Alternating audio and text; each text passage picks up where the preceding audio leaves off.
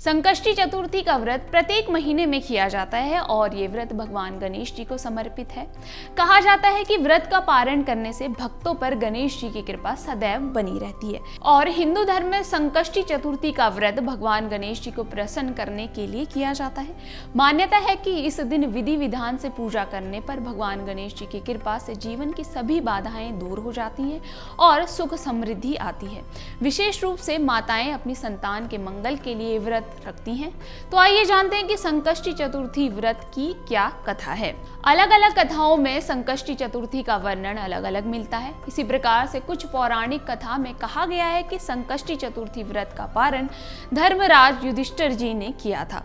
मान्यता के अनुसार कहा जाता है कि जब युधिष्ठिर अपने भाइयों के साथ वन में चले गए थे तब उन्होंने भगवान श्री कृष्ण जी से संकटों से मुक्ति पाने का उपाय पूछा। उन्होंने भगवान से कहा कि हे पुरुषोत्तम, ऐसा कौन सा उपाय है जिससे हम संकटों से मुक्त हो सकें और आगे हमें कोई भी कष्ट ना भोगना पड़े।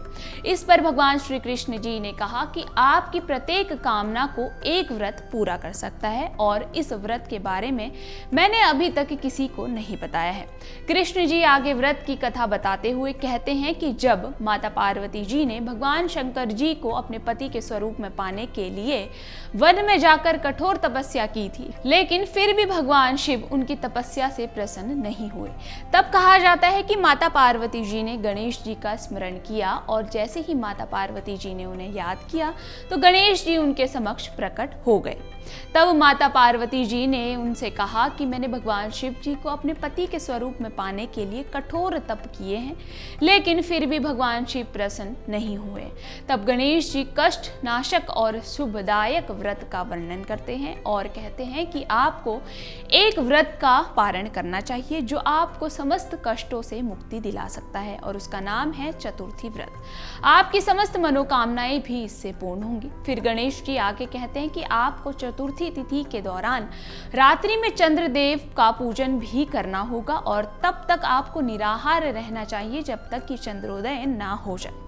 फिर माता पार्वती जी ने चतुर्थी तिथि के दिन व्रत का पारण किया और रात्रि के वक्त चंद्रदेव की पूजा के साथ चंद्रमा को अर्घ्य दिया और अंत में कहा जाता है कि माता पार्वती जी की कठोर तपस्या और व्रत के पालन के बाद उन्हें पति के स्वरूप में भगवान शिव जी प्राप्त हुए।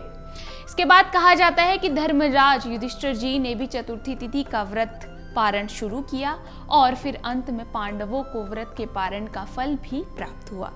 तब से ही कहा जाता है कि चतुर्थी तिथि का व्रत रखने से और रात्रि में चंद्रदेव को अर्घ्य देने से जातक के समस्त संकट दूर हो जाते हैं और गणेश जी की कृपा सदैव भक्तों पर बनी रहती है। तो इस प्रकार से संकष्टी चतुर्थी के कई पौराणिक अन्य कथाएं भी हैं। यदि आपके मन में इस वीडियो से संबंधित कोई प्रश्न है तो आप हमें कमेंट कर बता सकते हैं। धन्यवाद।